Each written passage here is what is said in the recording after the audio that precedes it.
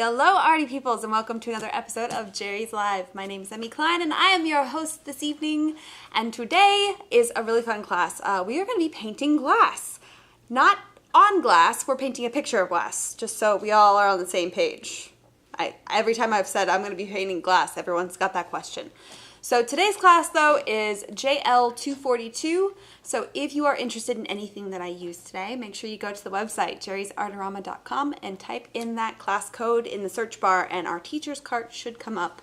I believe it's also, yes, down here on the screen all throughout the class. So if you guys don't remember the class code, JL 242, that will be up there just for you guys to check out. So everything will pop up in our teacher's cart, and you can check it out that way. So to go over relatively quickly what we are going to be using, because we have a lot of painting to get to. I'm very excited. First and foremost, paint. We're going to be using the Charvin Extra Fine Oils. This is a professional level oil. It is really, really nice, very creamy consistency and beautiful colors. Then I'm also going to be using the Centurion Oil Primed, that's what the OP stands for, Deluxe. This is actually an oil primed linen pad. So just like you would with a sketchbook, this is a kind of like a sketchbook of canvas. But it's linen and it's been oil primed, so don't try to put your acrylics on here. It's not going to stick very well. This is specifically for oils. Now, I do know Centurion does come out with the same kind of an idea for a universal primed linen as well, so if you guys are interested in that, it's available. And then I have a couple of brushes here. We are going to be using the Professional Control brushes. I have the Mix, which I have my dog hair on there. I'm sorry. Apparently my dog tried to travel with me today. These two are a mixed bristle, and then this is a Kolinsky sable. So both of them are very, very soft, great for getting nice blends. It is my personal preference. They are long handle brushes. And I tend to be the person that sometimes I will paint using my hand all the way in the back of it, and then sometimes for the show I end up kind of choking up, and that's why I love long handle brushes. There's no wrong way to hold a brush. You can always hold it right in the middle, whatever works for you. The best way to work for you is how you should hold a brush. So, but those are the brushes I'm going to be using. They are very soft, so they're not going to get a whole lot of bristle texture onto my my linen pads, or my linen canvas here. But because we are using oil, I do have a solvent. I am actually using the Weber odorless terpenoid. It's hard to say, words. But that's just in a silk oil jar, so I can knock off some of the paint off of my brushes real quick. And then of course, what show doesn't have an easy wiper rag in it? Let's be honest. So this is kind of not only going to be used for knocking off paint off of my brushes, but as a tool as well, and I will show you in a minute. And then I also have as my palette, I have the Soho Gray Matter, or I almost like Gray Matters. This is the Soho Gray Toned Paper Palette Pad. Alliteration. Love it. But this is just a disposable palette pad, so it's got that nice neutral gray tone. And then I already have a blob of the burnt umber paint squirted out there. So when I talk about painting glass, now that we've gone through all of our materials, let me actually put this up in here. There are a lot of different things that go into painting glass, like a drinking glass, or even, you know, if you have a jug or a pair of eyeglasses, things like that, because it's a transparent thing. How do you paint something that is crystal clear? Not all glass is made the same. You know, some of it does have a slight tinge to it. Some of it can be, you know, there's amber glass, there's cobalt blue glass, there's the clear glass that has that slight green kind of blue tint. All of that is going to affect how it looks in the real world. So I have a couple reference photos here, down here, and I wanted to kind of show you guys. So this is what I would consider my basic drinking glass. And if you are a beginner to painting glass, this is a really, really good start. The reason why is because it is a crystal clear glass. There's crystal clear liquid in there, and there's not a whole lot of anything else happening. So this is a really nice basic image for you guys to start with. Now, as far as the images that I'm using, you guys know, if you watched the show before, I love royalty-free image websites. My two favorite are Pixabay and Unsplash, which is where I found all of my reference photos today. And I do know my amazing moderators, Frida and Amanda, are going to be putting those links in for you guys to check out. But back to the reference. This is, if you are not good at painting glass, where I would suggest you start. It's a very, very good image. Now, if you are trying to paint glass and there's a slight color variation and things happening like that, go ahead and print it in black and white. That's going to help you see the value of what you're working with, as opposed to specifically the color. Now, what's funny is that I actually think between the two of these, I actually like this one better. But I don't know, maybe that's just me. But I think I upped the contrast a little bit in there. So the darks got a little bit darker, and you know, it has a little bit more contrast, which is maybe why I like this some more. But if you need to manipulate your image to where it helps you to see the value, please do so. That's a really, really good thing to do. Now, what if you have a more complicated glass like this? The shape of the glass, the more complicated you get, is going to affect what it looks like. The reason why is because the facets of this glass, they're going in different directions, so the reflection of what's behind it is going to be reflected at you in different kind of ways. So this I believe is like a floor. It looks like a floor. This floorboard right here, you can see that's where it ends, gets reflected, and then the dark board starts right here, and then that facet ends, and then it's repeated over here.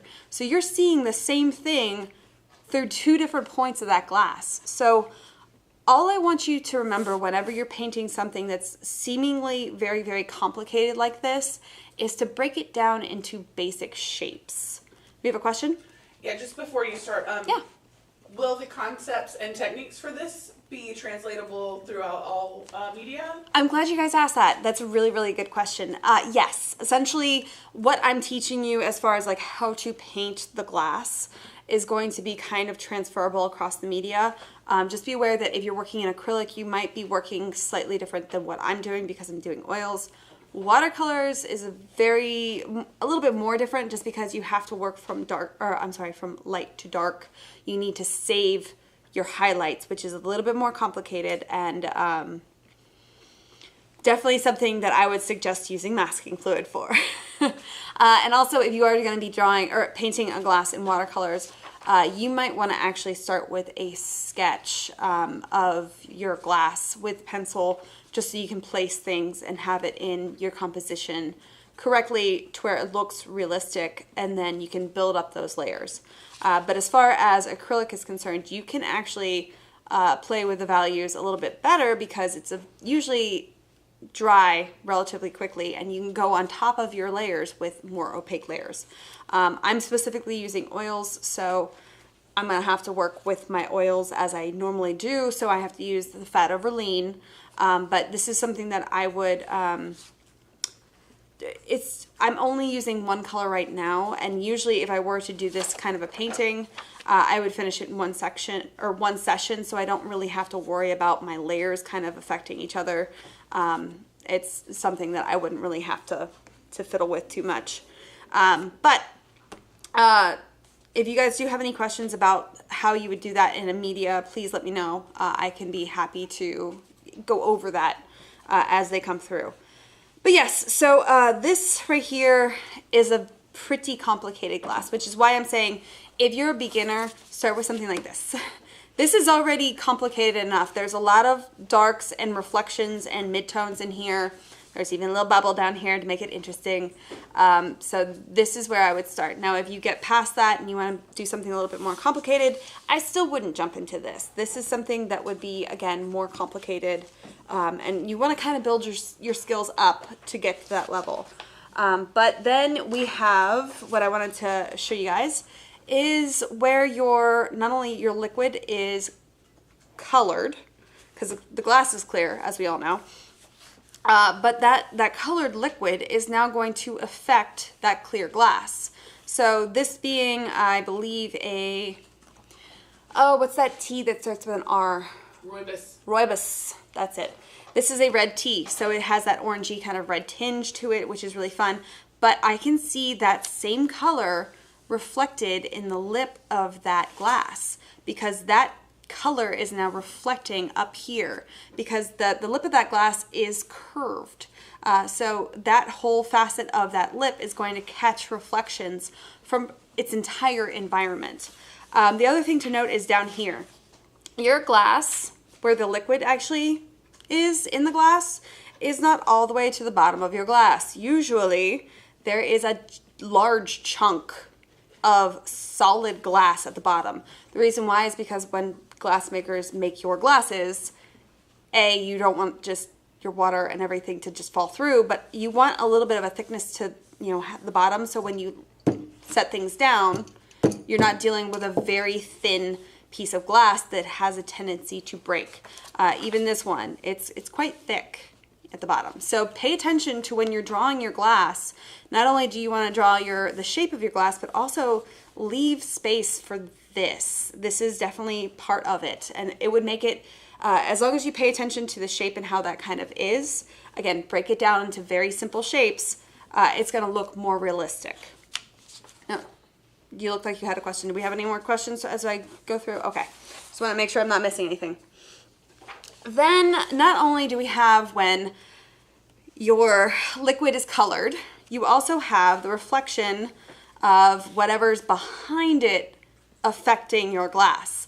Now, I'm not going to burn through all of these as paintings myself. I just wanted to focus on one, but I wanted to make sure that you guys pay attention to not only is this kind of checkerboard tablecloth being reflected into this glass, it's also being reflected at an angle because the glass is curved and it's going to warp those things. If you were to paint this as a perfect square, it's going to look weird because that's not how glasses work. They do bend our vision, and that's what's going to happen.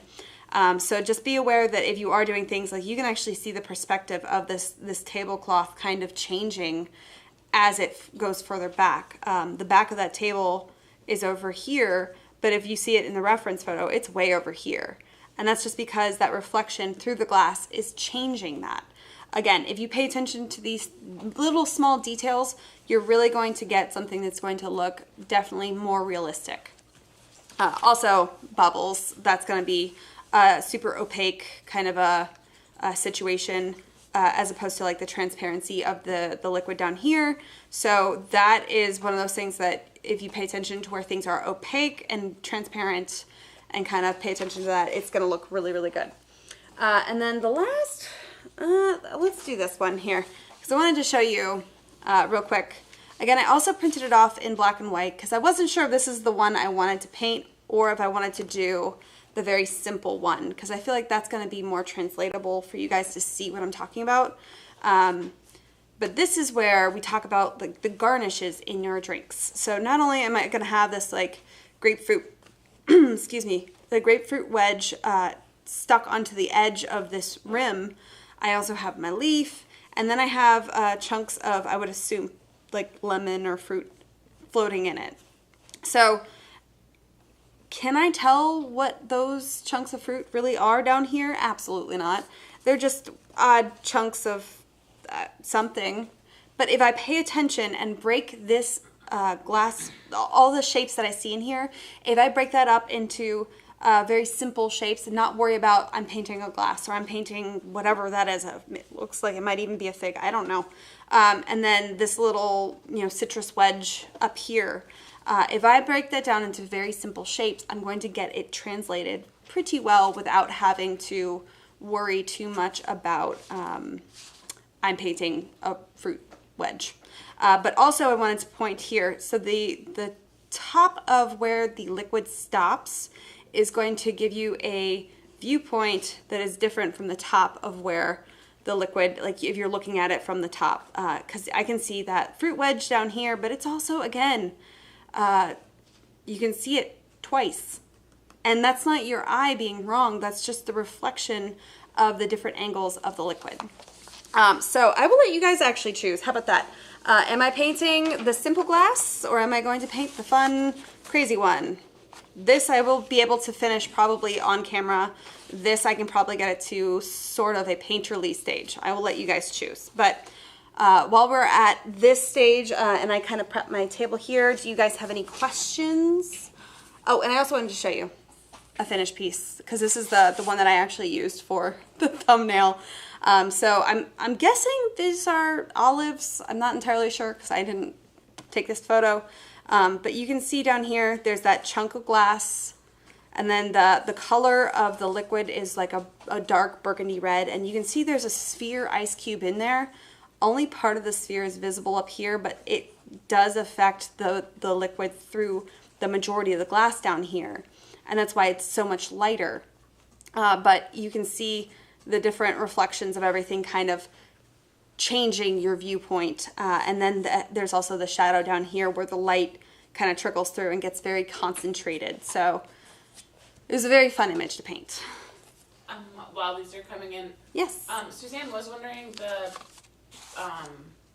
canvas pad that you're using. Yeah. Could you use water mixable oils on it? Yes, absolutely. Because a water mixable oil is still an oil. So oil primed linen, it can be for either. So how are we doing so far on the votes? Facebook is pretty united and simple.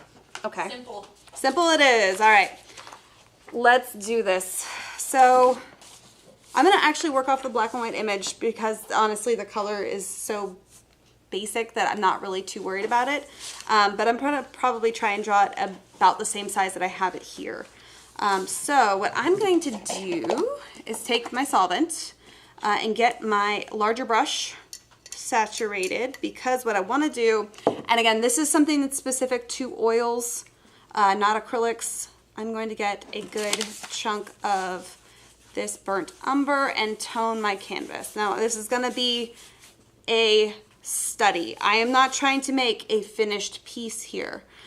So this is me just trying to further my skills. If it's not a perfect image, if it doesn't 100% look like the photo, oop, I got a little hair there. I'm not going to be too upset. This is just a learning opportunity, right? This is tester pads. This is why I love this. This is great for, you know, kind of playing around and messing with this. So I'm going to have my reference off to the side here. You guys will see me build it. Actually, here, let me pull this off a little bit to the side and I might be able to pull it down a little. And remind us real quick what color this is. This is burnt umber. So a nice, very basic color when it comes to toning your canvas here. So I have my other brush. It's a little bit smaller. Nothing on it. Nothing at all. So I'm going to actually start sketching the top of my glass. I want it kind of there. Remember, I have this and I can see it's about, if I need to even measure with my paintbrush, I can do that. Put the end of my paintbrush on there, put my thumb where the other side of that ends, and if I get that out of the way, it's about as wide as I drew this line, right? And I'm going to continue to use my Easy Wiper to kind of just get my paintbrush nice and clean. So if you're doing this with acrylics, you can tone your canvas just to kind of have a nice ground to start on, but you can actually be doing this process with paint, so you can sketch it in with paint instead of like a pencil, right? And this one, because it's nice and simple, it just has nice flat edges. If yours has a curve to it, you can absolutely flip it upside down or change the direction of what you're looking at.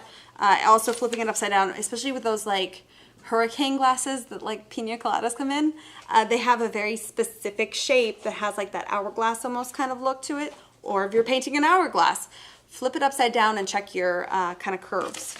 Now the top of this is an oval, right? So it's a pretty tight oval. I'm going to say it's really not that far from the top to the bottom, right? So we're just doing basic drawing, you see? Nothing too complicated. Now I'm going to measure the width of my glass, goes pretty much to the X on my brush. as compared to the height, right? So the width is about the same height as where my glass ends as far as where it holds the liquid. There's still that chunk of glass down at the bottom. So if I have it here and I go down about here, now notice I'm not drawing a super curved line, but I'm not drawing a flat line. The reason why is because my paintbrush is relatively flat.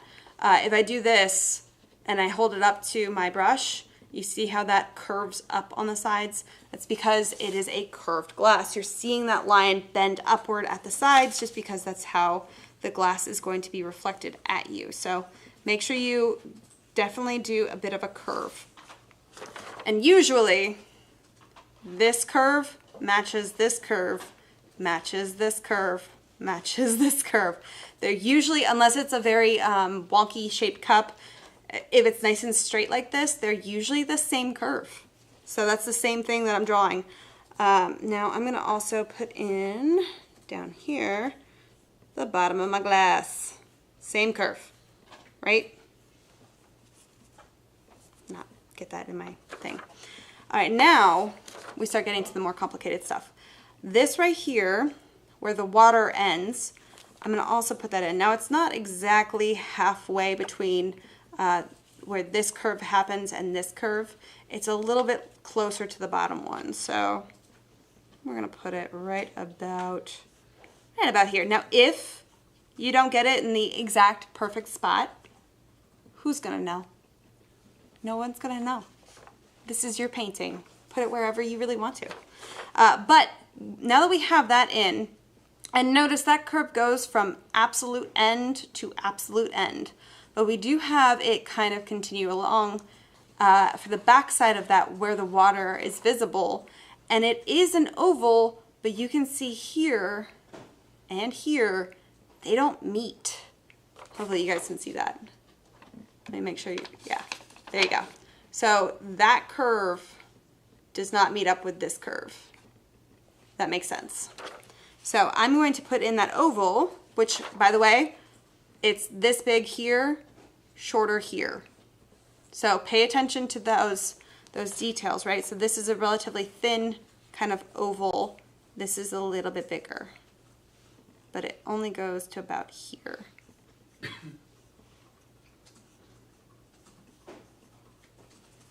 So not very complicated at all, right? We just drew a cylinder with a bunch of lines. Now is where I'm gonna actually use my Easy Wiper as a tool, right? Because I have my nice tone down and this is oil, so it's still wet, right? So I'm gonna take this and kind of fold it to where I can control all of the excess to where it's in a nice little kind of usable kind of tool. And I'm going to actually wipe out where I have brighter areas, right? So down here at the bottom, right, we're gonna wipe that out.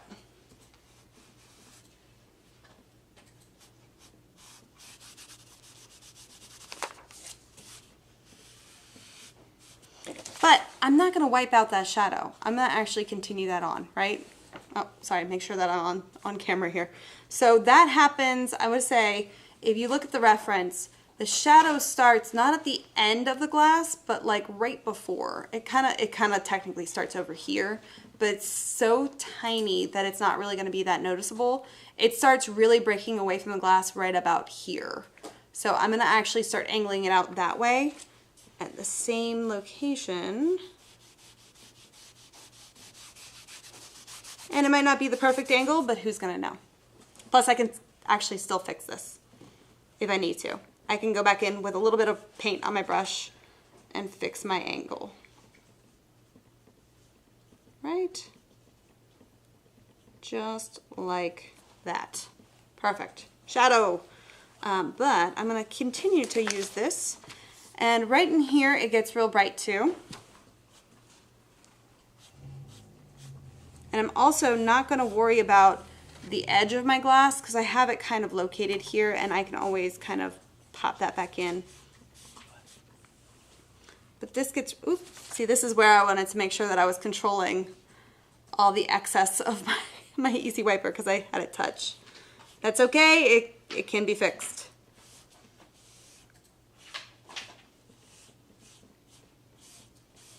It doesn't have to be perfect. I'm just trying to get the just basic sketch down. Now it does actually get a little bit lighter over here too.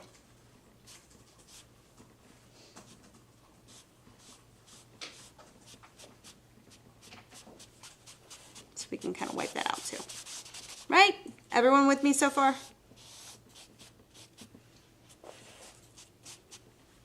Right, and then mostly it's pretty light all the way around the cup. Now notice I'm not actually wiping out that edge. I'm leaving it. I think it looks good. Gives me a nice crisp edge to my glass. If I need it, I can actually take it out. If I don't, or if I need it, I can leave it in. If I don't, I can actually wipe it out or with a brush as well. But even though I'm wiping it out, it's still leaving that behind, right? Now this, I might actually do, so my shadow, because I can see, remember we're breaking this up into just basic shapes. I can see this, but then also see it reflected back here too. So what that means is that this is either the bottom of this glass or it's actually the water level right here, and then the top of it right here is where the light's hitting just the glass and it's reflecting in a different manner. So I'm pretty sure that's actually the water line that I'm seeing kind of change that reflection. So I want to draw in this shape and that shape just to kind of place them. Now I'm going to put some more pigment onto my brush. And again, if I need to measure with my paintbrush, I can do that. Yes, we have a question? Can you remind us what solvent you're using? It is the Weber Odorless Terpenoid. Now you can use any solvent that you want. Chelsea Classical Studio has the lavender spike oil, which is a fantastic one as well. Non-carcinogenic. Whatever is good for you guys. This has just happened to be the one that I grabbed. So this waterline though, you see that chunk of glass right there? I can see it doesn't land right in the middle. It's kind of up here, not absolutely toward the end where I drew it, but like kind of right here, right? And then it kind of just swoops over in a nice swoopy shape. Swoopy, that's the technical term of the day. Another question? Is there a reason you chose the burnt umber over a gray? Just because I happen to have a burnt umber in the salutation set that I'm using. I don't have a gray. There is no gray. I can make a gray if I wanted to using burnt umber and the ultramarine blue and kind of give it a nice neutral. But that would be mixing and we don't need to be worried about mixing right now. I will go in with color later on and adjust this as well. So it's not going to look brown at the end. But the reason why also that I stopped wiping the background is because I wanted to place my shadows before I got there. I want to save those shadows in that tone that I had laid down. Also, even though I wiped it down, it still gives me a nice middle tone, right? I don't really have any highlights in there yet. Nothing is pure white, which is also why I toned my canvas. Very important. Knock out all of the white because we do not want pure white, even though this is a lot of white. We don't want pure white. That would be a very, very reflective, boring glass, right? So there is, I'm gonna say, actually, it's probably a little further. Yeah, shadow's about there. All right, now, again, I'm measuring from here to here is this size, right? So then from here to here is similar, but this is a little bit more narrower than this. This is all just basic drawing skills coming just like you would with a pencil, right? And then this one actually does line up almost with the very top of that angle. So it's the top of the glass ends here, that shadow starts right there. If you pay attention to those just tiny little things, your drawing is going to get more and more realistic very quickly. Those little details. And this is drawing or painting, really. And the cool thing is that if you know how they work on here and you want to tweak them to cartoonize what you're seeing, you can absolutely do that. And then if you continue to tweak it in the same manner that you do, it's going to look intentional and it's going to look cartoony and it's going to have the kind of look that you're going for, all of those details, right? So I didn't actually tone this down, right? So I'm going to actually pop in some more solvent just to kind of knock that down, right? And I can wipe this off. Not too worried about it, right? Now I can wipe out the rest of this area.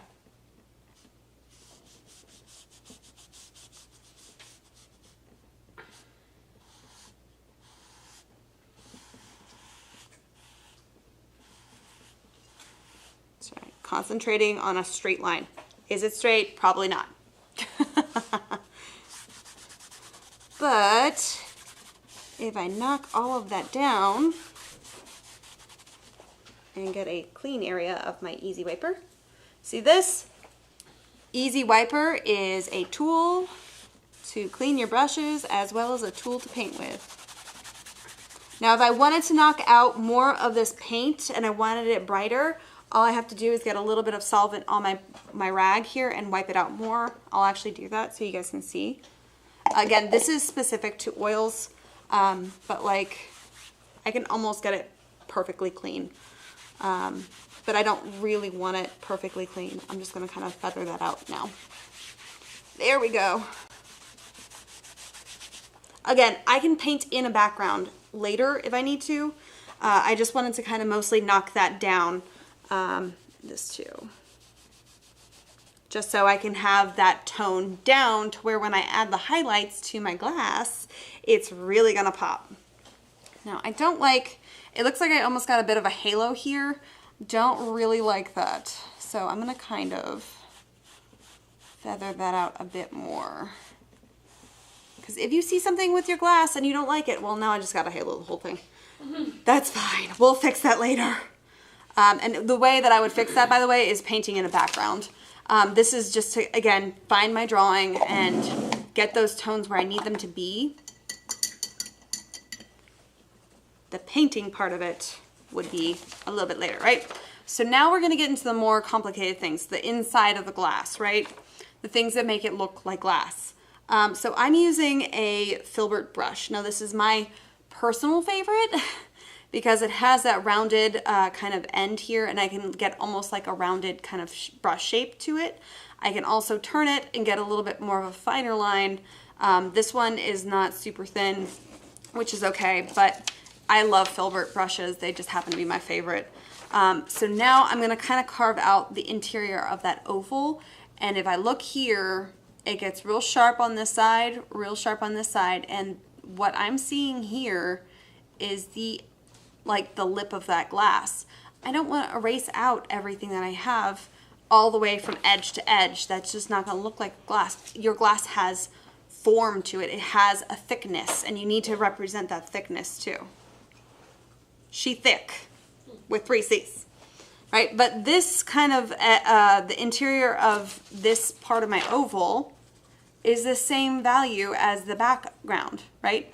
This is why I wanted to do the simple one, and I'm so glad you guys chose it because it's very easy for me to kind of wipe it out. And with my oils, because I'm pushing, with that motion, I'm pushing my pigments up, they're getting concentrated in almost like a line. Almost like a line that you can see a dark line right here, right? Yeah. Now with acrylics, you're gonna have to place that in with specifically color. So if I wanted to soften that, I can just kind of brush over top of it as well, just like that. And then I'm gonna do the same thing on this side. Trying to get my curve to kind of match, right? The same kind of swoop on both sides. Can you guys tell that I've been listening to Salt and Pepper? Swoop is like coming out of my mouth every 5 seconds. Now I'm gonna turn it because it's gonna be easier for me to do that same kind of swoop motion from this direction as opposed to trying to like pull my arm and do one of, like, I don't need to claw it. I can just turn my canvas, right? So don't forget that you can turn your canvas. Also, I have a little floof on there. Excuse me. All right, so I'm still a mostly clean brush. There's not really anything on here. And I'm gonna kind of continue that shape. Now, I will say, now that I'm doing this kind of shape here, what I'm doing is more accurate than what I had originally placed. That's okay. It's totally, totally fine. I am just refining my drawing as I go along. Question. Yes. Is there a name for this style of painting by wiping out the paint? There is. What is the term? Oh, what's the term? There's a term for it. Subtractive? No. There's an old master's term for it. I mean, this is like a grisaille painting because I'm only, well, technically this is brunei because I'm using brown, not gray. But there is a technical term for when you're wiping it out. The word is escaping me right now. I'm sorry. I know both of my moderators are feverishly Googling right now. I know there is a term for it. I just, off the top of my head, cannot remember for whatever reason. That's gonna bug me. That is gonna bug me, I'm sorry. But, do you see how I'm doing this now? I'm still using the same wipeout kind of method where I'm just kind of pushing my pigments. Bistray. What? Bistray?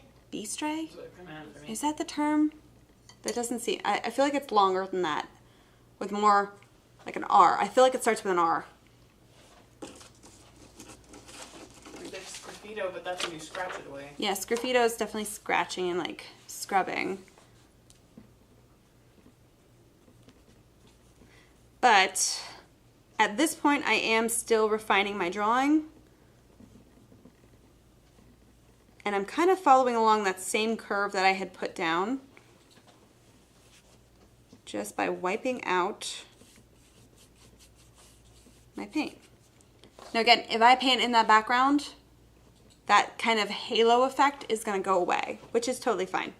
And I can do that in a bit as well, just so you guys can see kind of changing how it looks. But this is how I kind of more or less work with the lip of my glass. Again, I'm going to turn this so it's a little bit easier for me to work from this direction. I'm also going to turn my reference where it's the same angle. I'm not going to try and translate it while I'm looking at it straight and it's turned sideways. Turn your reference if you need to. Now this one, I can see that there's the highlight kind of comes in here, but it doesn't go all the way around that edge. That's real dark. So I'm going to actually start over here and kind of pull it in that way because I know it's kind of at the wrong spot. Now if I need to, I can also switch to a smaller brush, which I think I'm going to. So I get solvent on my brush, wipe most of it off, and that's the perfect tool for erasing this out. And this Kolinsky Sable is a lot softer. So it's not honestly my favorite for removing the tone that I have already. I like the mix better because it's a mix of natural and synthetic bristles, so I feel like it kind of scrubs it a little bit better. I don't know. Works better for me. Right? Now, the edge of that lip right there is not that dark that I have it in here, right? So if I need to, I can actually take this and just wipe and get it kind of softer. And I can actually mostly change that with my painting layers that I put in a little bit later. But I wanted to show you, if I do this, I can move where I have that lip, right? So essentially, I'm just doing a line drawing of the glass. That's all it really is. But over here and over here, it gets really dark on the top of those edges. So I have that kind of the opposite right now. And I need to fix that. My edge got a little lost there. Okay. So I need to, actually, let me use the big one. Let me use the big brush. I gotta get a lot of that pigment off of there though. So if I were to erase a lot of this out,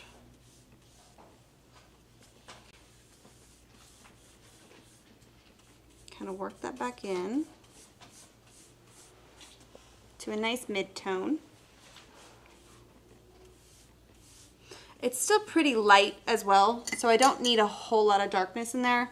Because remember, this area of my glass is still about the same as my background, but, you know, my background's kind of haloed right now. But I want to mostly knock that down to about the same.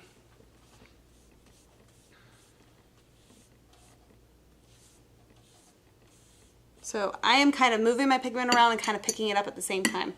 Again, you can use your Easy Wiper for this. You just have to make sure that you really control this that you're holding, as well as kind of how you're wiping it out.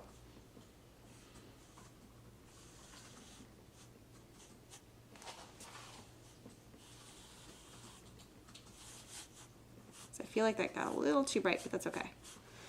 All right, now I wanted to start adding in those darks that I have, right? So I'm going to use my smaller brush, same color, and I'm going to, there's the bottom of that lip there, kind of comes around, and I can see it almost forms like a C shape on both sides, and I'm talking specifically just this shadow right here. Breaking it down into simple shapes. I'm not painting the edge of a glass. I'm just painting a backward C right now. And I already placed where the edge of my glass is, so I know it's right there. And that's, I don't have to fight with my drawing at all, right? And this one is a C shape. It's got sharp edges, so it's kind of tapers off like that, right? But then see how a little bit of reflection comes in just at the bottom of that. I need to save that before it gets dark again.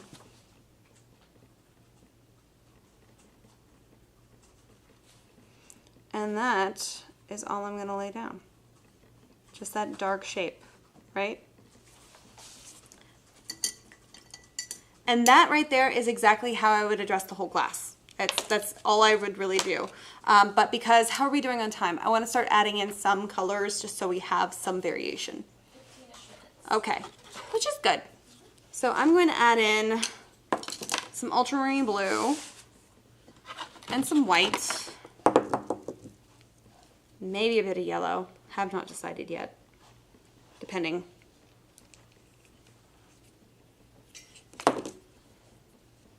Ooh, maybe yellow ochre instead of blue, or the, what is that, a French primary yellow that I have? Yes. So, and I also need to close that. All right, so let's add in a little bit of blue with this dark color here, just so I can get some of these, the dark areas down here. Now again, if you're painting a much more complicated glass like this, pay attention to the shapes of those dark areas. It is just a shape. That's all it is. And if you get the shape correct in the correct location, then you're going to get it to look like it's real. And again, it's on a sketch pad. Doesn't have to be perfect. Right, so I'm trying to get this little dark area here, and I think I placed it a little too high, which is okay. And it kind of has this like D shape to it. And then it kind of has these little areas that look almost like they're reflecting the shape, but they're not quite connected. So they're like the background, the backward C's, but kind of like that, right?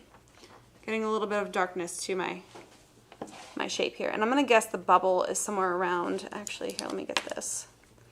The bubble is somewhere around here-ish. There's a little bit of lightness to it, so I'm gonna actually erase that back out. Doesn't have to be perfect. Bubble, right? Because right here, there is definitely a dark spot up there. I'm gonna kind of place that in. And then right here on the edges of where the water meets like the full-on glass. What's the bottom of a glass called? There's a term for that too. Because I just honestly want to call it the glass butt. I feel like if there's not a term for it, that's what it's going to be called from now on. Right? The glass butt. Now this comes up the sides of it, right? You can see that. And again, it's the same kind of like swooping curve. And I'm going to try and mimic that. Now what's cool, whether you're using oils or acrylics, because I can see right here there's a little bit of light that comes over top of it. With oils, I can erase it out just like I've been doing with the burnt umber. Absolutely, I can just erase it right back out. I don't have to try and carve around that shape. I can just remove it. With acrylics, you can paint on top of it. It's going to be dry within, no time.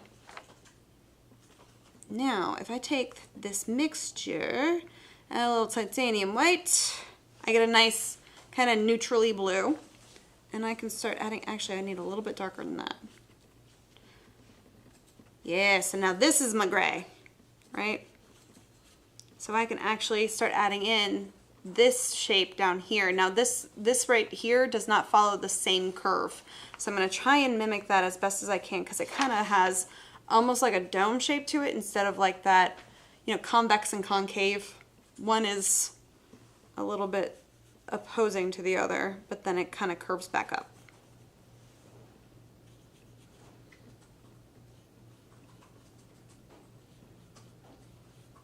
Now if I want to get painterly with it, I can get way less precise, And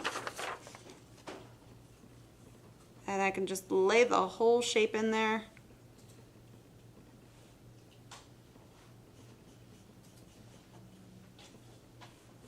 So according to our 30-second internet search, the bottom of the glass is called either the foot or the base. I'm going to call it the butt. The foot or the base. That makes way more sense than the butt. Not gonna lie. But Frida with the info, holding it down. Yeah, I definitely did place that a little too high, which is okay. I can kind of erase it back out. If you find that your drawing is wrong, fix it. Don't be just like, it's definitely off, but like, it's fine. No, just fix it. You're gonna have to fight with it a whole lot less if you just fix the drawing, All right, then it gets a little bit lighter up here.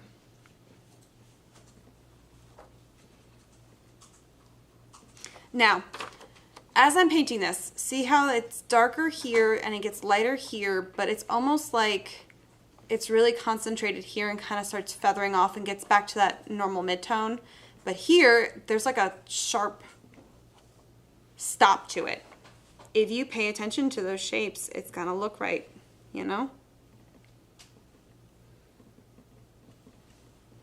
So I'm gonna do the same thing.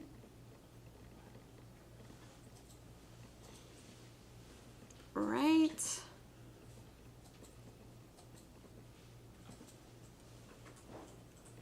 It's also quite light up here. And then I'm just going to feather that back down into this darker shape, kind of a middle gray kind of color. Right? Starting to look like a glass, Now, it definitely gets much brighter right here underneath that bubble, which is why if my bubble's here and I put that light shape here, I can tell it's cutting into that darker shape that I had already placed, and that's how I know my drawing is off. So if it's off, just fix it. But that shape goes all the way down and up to that edge over here. So I'm going to do the same thing. And it does go all the way to the edge of the glass. And then all of this is kind of mid-tone. Right down here.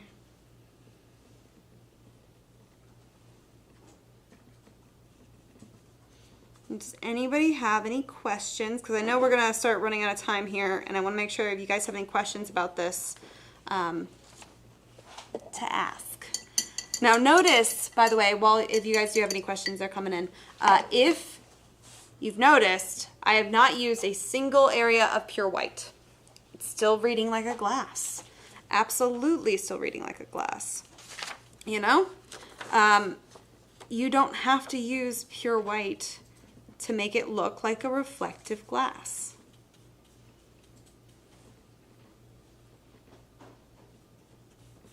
But I will say, at the end, you definitely want to put in some highlights. Use that pure white to your advantage. Don't go crazy with it, but a few key highlights is going to make your eye travel across the glass. Now, you might see a highlight, and you can choose to not put it in. Because sometimes if you have too many highlights, it gets overwhelming to the eye. And my teacher always called them pings. So if I have a highlight up here, my eye goes ping, and then it goes straight there. And then down here, it's going to go ping, and then I'm going to, almost like a pinball, my eyeball is going to be pinging around to all of these highlights. And if there are so many of them, my eye is not going to stop, and it's going to make me feel like it's just too busy. And now that all happens in like a split second for somebody to view it and go, "Oh, that's a busy painting," even though it's just a glass, you know? The consensus on Facebook is that we're pretty entranced right now. Perfect. That was my plan all along. Haha. Now you're using the lavender spike oil essence as your medium, right? No, I am not using the Chelsea Classical Studio lavender spike oil. I'm actually using Weber odorless terpenoid. The reason why is because I always use the Chelsea Classical Studio lavender spike oil, and I just happened to grab the Weber. We recently cleaned out all of our solvents here in the studio, so I do have Chelsea Classical Studio still on me, or in the studio here. I just, it was behind this jar, so I happened to grab this one instead. It's not that I prefer Weber over Chelsea. It's actually the opposite. I usually love to use Chelsea more than I love to use this Weber odorless terpenoid, but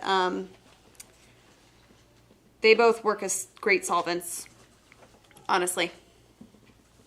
They will both do the exact same thing.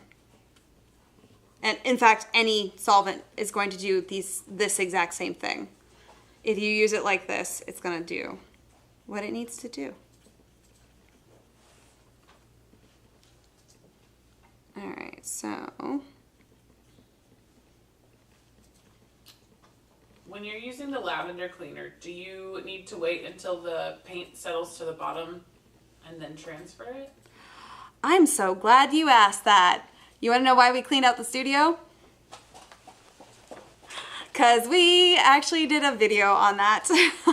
So stay tuned.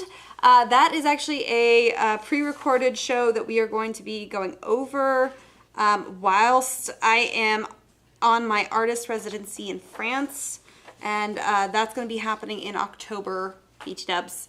But yes, we do have a show that's going to be coming up on that. So there's a whole thing that goes into changing out your solvents in your solvent jar. Whether you use like the Da Vinci brush washing basin, which actually I think that's probably what I put into the cart. Not gonna lie, I think I put Chelsea Classical Studio in the cart. My bad. Forgot about that and just grabbed the first jar. I do apologize for that. So sorry. I will update the cart on that one. It just occurred to me. Yeah, no. Sorry, I also just lost my train of thought because my brain just went, oh no! I will update the card on that one, but yeah, we do have that coming up. And when it comes to either reconstituting your solvents or whether or not it's time to just get rid of them, there are various different things that you need to do. So watch that show when it comes up. Now, this is getting lighter. It's still not pure white, but I am kind of starting to use that filbert brush to my advantage. So I usually pull the large kind of flat side of my brush and I flip it and I keep pulling it to where it gets nice and sharp like that, to where I can get a very sharp line. Now granted, this isn't a super sharp filbert brush, but it's gonna do the trick. Is the lavender spike oil a direct crossover for mineral spirits? Would you use it in the same way? The lavender spike oil is a solvent, so is mineral spirits. It all works the same way. You essentially have a solvent that can break down oils really easily. And whether you're using mineral spirits, the Gamsol, or the Chelsea Classical Studio, or, you know, the terpenoid or turpentine, all of it works the same way. It's just whether or not you have like a smell aversion, or if you have like little kids around and you don't want to have something toxic that they can breathe in. All of those details, whatever works best for you in your own studio practice is what I say. But the lavender spike oil is not made with the same thing as the mineral spirit, if that's the question technically. Right. So again, I am only paying attention to kind of basic shapes. So I can see that there's a little bit more of a highlight that comes in here and here. So I'm going to just place them down. Again, I am not using pure white. I'm still using just a lighter version of gray. This is a very high, like a very bright image. So there's a lot of like lighter tones. Now down here, where I can see the bottom of that glass, it's got some texture. So I'm just gonna kind of use the bottom of my brush and kind of dab it, just to kind of mimic that texture. Gets it across, right? How are we doing on time? We got about 2 minutes. Okay, so since I only have about 2 minutes, let's do a quick background situation at the top. I'm gonna actually use just the white, and like I have a dirty brush still, so I'm sure there's some ultramarine blue in there. But let me actually lay down a quick background and then we'll do some highlights.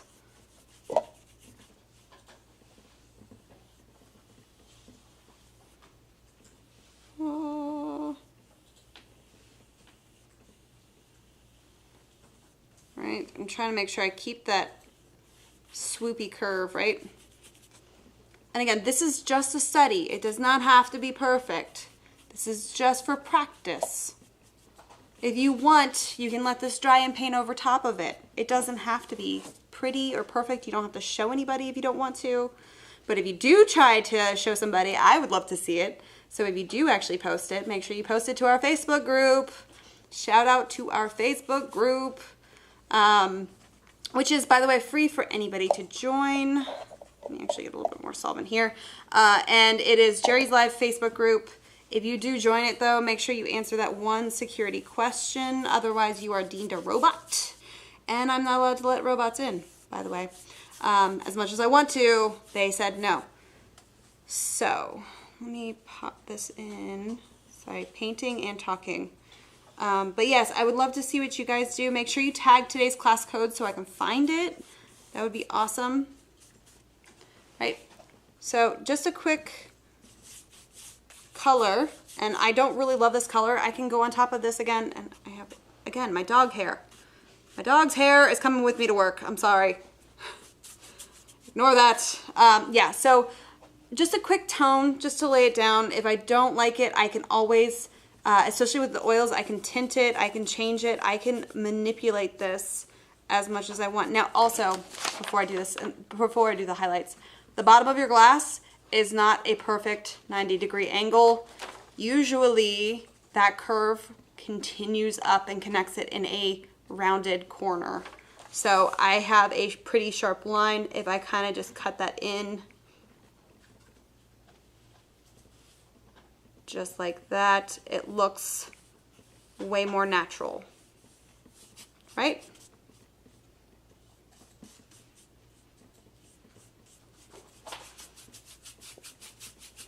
Boom, background, quickly.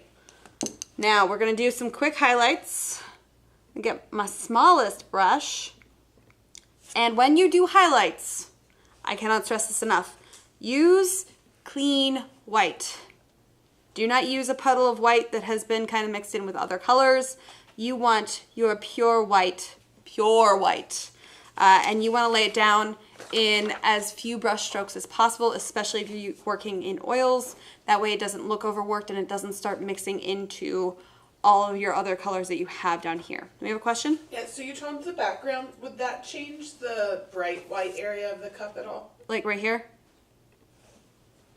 Oh, yes. The bright. Yes, it would. Now, I will say I haven't really touched up here, so in all reality, whatever color I tone my background, I still want to kind of pop it in here. So I probably would do the same thing here, and I would keep that color reflecting through. We're just gonna kind of run out of time if I do all of that, but I definitely want to make sure that that color, especially if I'm changing it, because if I decide that I want that to be like a lime green, that color is going to absolutely affect your transparent glass. So that color is going to be completely seen through this. But with highlights, you want pure white, and you want to do your basic little pings, right? If I notice, especially with oil painting, right? If I notice that my color is starting to get muddy on my brush, and as I'm laying it down, it's starting to not be pure white, I'm going to take my brush and clean that off and get some more pure white, because we do not want a muddy highlight. You need a gorgeous, beautiful highlight. We're gonna do a little ping here in the bubble. Actually, we're gonna do it right here too, because this is a round object. Gonna have a couple more highlights than the rest of it. A little bit here. There's definitely a highlight here. And notice my highlights are also very small. I don't need to put a huge chunk of pure white to make it read like a highlight or like a brighter area. Little goes a long way. All right, now, if I do up here, the top of this rim, get my paintbrush. This paintbrush, the smaller one that I'm using, is also a filbert. So I'm doing that a thing where I pull my brush on the flat sides to where I get a really sharp edge, and that's how I can kind of just barely do the top of that. Is it perfect? No. But does it read as a highlight? Absolutely. All right, then a little bit over here. It's not exactly on the edge, but it's a little bit more prominent than the other rim.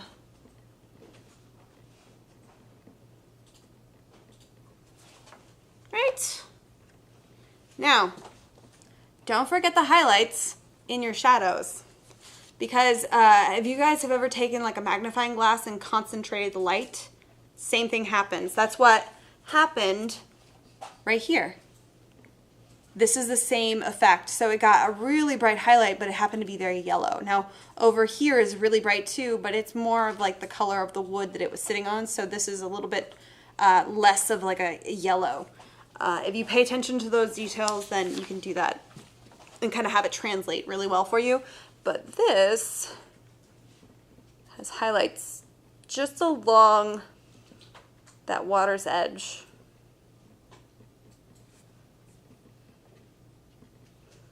And boop. If I were to take my mid-tone, because I didn't really get to touch the shadow much, which is okay. As far as like the rest of my painting, I would have kind of had that a little bit brighter to where it makes more sense and kind of feathers out that highlight a little bit more. So would your glass shadow be a different color then? The glass shadow, it depends on, oop, and I just splashed, sorry, just splashed some solvent right here, my bad. It depends, honestly. Let's take a look at a couple of our reference photos here. So in the original photo, in the colored version, where it's very periwinkle, that is about the same color as the rest of it, because the background of this, it looks like it was done in a studio where you have that piece of paper that's just kind of laid down and everything just kind of blurs into the nothingness and it's all the same color, right? So this is like a studio trick and nothing changes at all. Let's see, that doesn't really have a shadow. In this one, you can see the shadow down here is, oh, sorry, make sure it's on camera.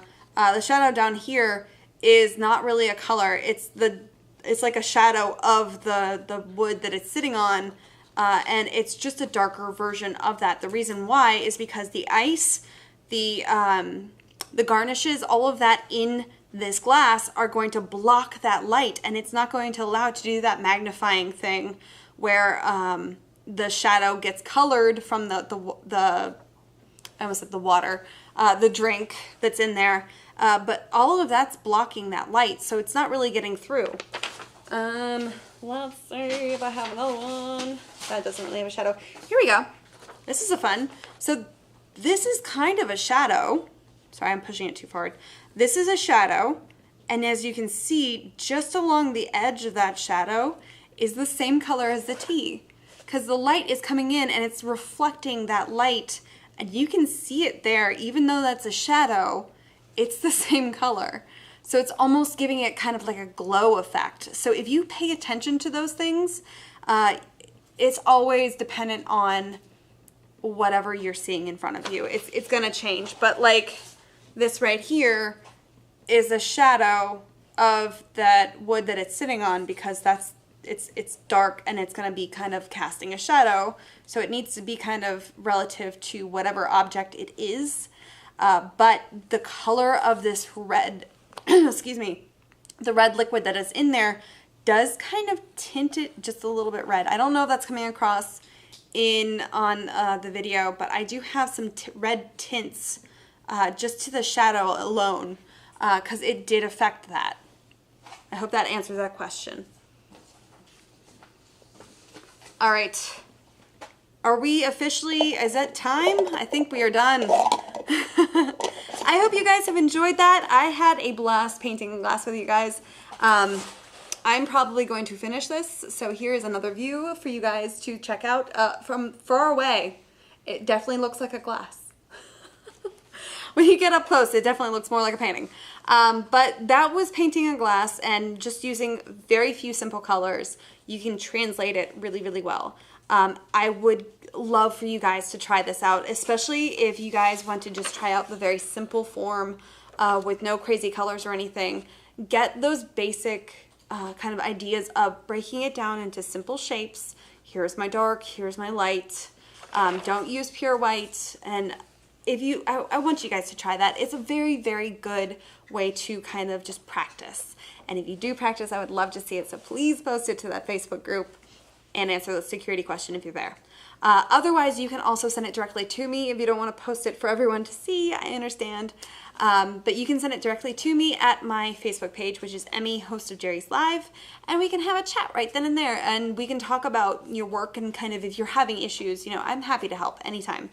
But that was it, and I hope you guys do join me next week, because I am going to have a guest on. So we're going to actually be doing a Zoom meeting with Jordan Rhodes, who is an artist, incredible artist, which also means this is going to be on Facebook only, not on Facebook and YouTube, because of the way that it kind of functions.